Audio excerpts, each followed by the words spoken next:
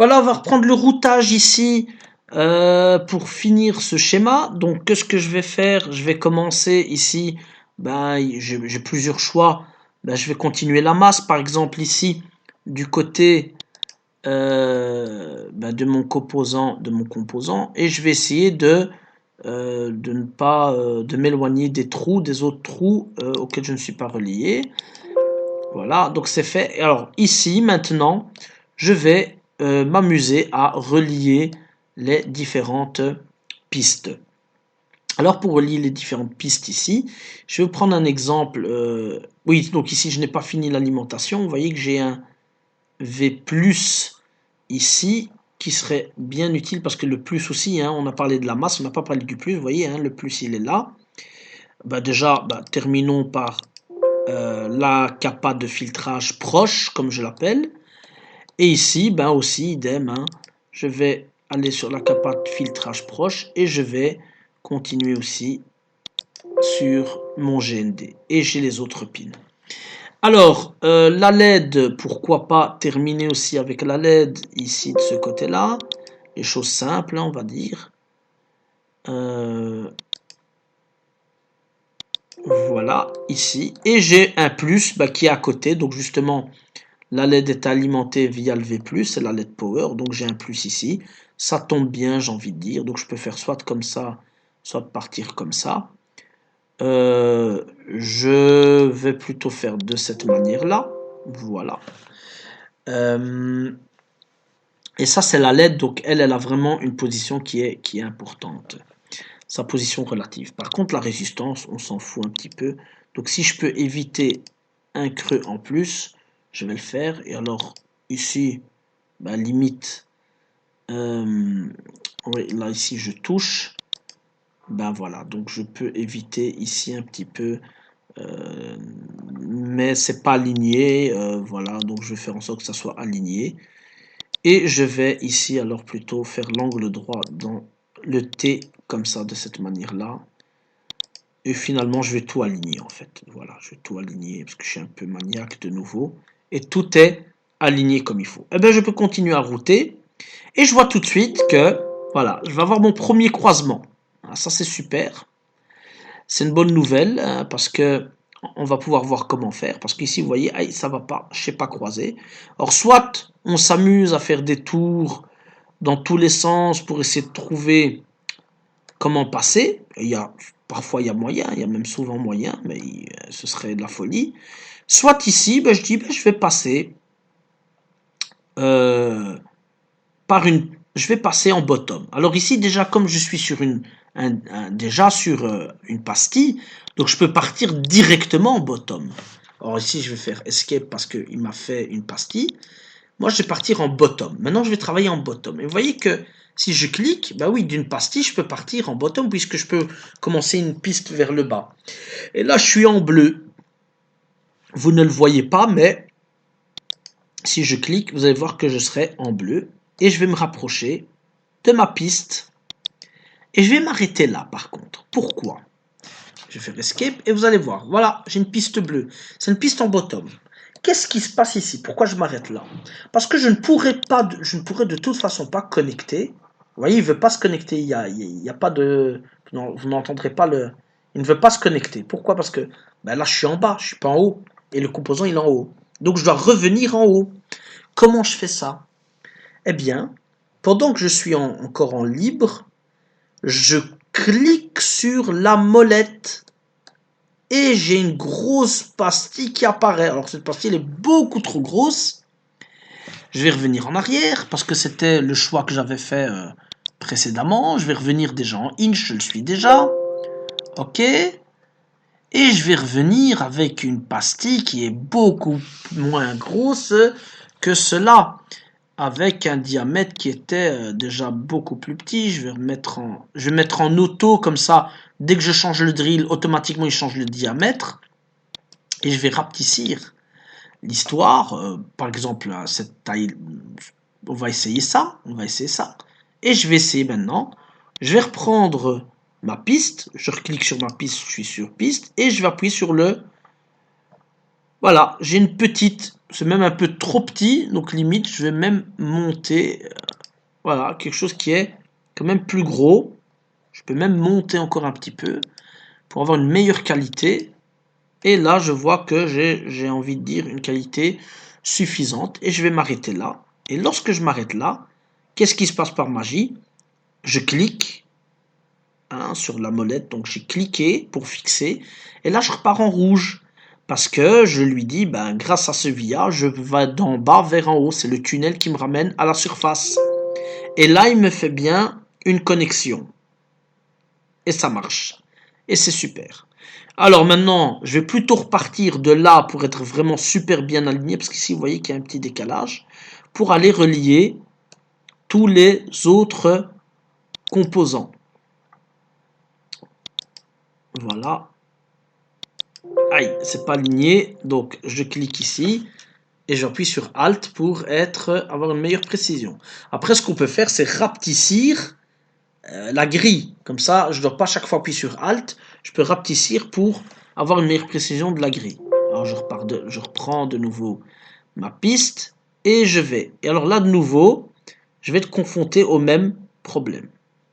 Je suis bloqué par les masses des différents composants. Je me dis, ben tiens, c'est bête, j'aurais pu mettre les masses en bleu, parce que les masses, de toute façon, c'est des composants traversants. Et à partir de là, je peux repartir en rouge, parce que c'est du surface, et là, j'aurais pas eu besoin de mettre des pastilles. C'est pas faux du tout. C'est pas faux du tout. Donc, ce que je peux faire aussi, c'est m'arrêter là. Et je dis, ben, toutes ces masses-là, je vais les mettre en bleu. Tiens, mais comment je peux faire? Je dois tout casser pour tout refaire? Non. Je vais appuyer sur Change, la clé à molette. Je vais aller sur Layer. Et je vais lui dire, maintenant, ben, le Change, c'est Bottom. Et je vais changer tout ça. Voyez ce qui se passe, regardez. Il est en train de me retransformer toutes les... Voilà, là, il y a encore un petit souci. Voilà, il a enlevé le drill parce que j'avais pas... Bon, là, forcément, il y a un croisement. Mais justement, celui-là, je vais le transformer en rouge, donc c'est parfait. Voilà, toutes les masses, ben, pourquoi pas. Toutes les masses en bleu. Sauf que là, effectivement, je n'ai pas besoin parce que de là, je peux repasser en rouge. J'utilise déjà le drill, en fait, du composant pour partir. Et là, ça tombe bien. Tout clope, comme on dit. Tout correspond. Ouais, hop. Vous voyez, il recrée à chaque fois un drill. Non, CTRL Z, parce que là, c'est pas ce que je voulais. Et donc, j'ai envie qu'il arrive jusque là.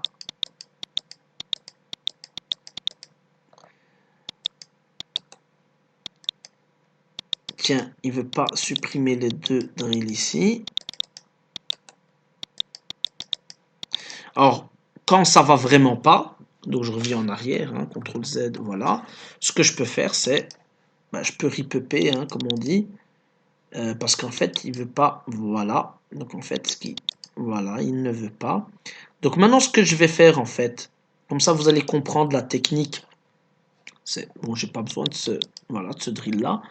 Je vais reculer un petit peu ici. Je vais arriver en bleu de là. Voilà. Et de là, comme c'est déjà disons, je repars en rouge, hein, c'est déjà un VIA qui était déjà là de toute façon. Alors il ne veut pas, hein, donc quand il ne veut pas se fixer, je le clique. Et voilà, je pars en bleu et je repars en rouge, tout naturellement. Et du coup ici, ben, cette piste-là, ça peut être une piste rouge. Donc ce que je vais faire, au lieu de prendre le Change, je vais prendre le pinceau, comme pour le schématique. Et je vais cliquer ici, et dire, ben, tu prends toutes les caractéristiques de cette piste-là, la couleur, et tout le layer, et il va le faire. Automatiquement, quand je vais cliquer, il va me redonner. Et je peux, voilà, mettre maintenant, je suis en rouge.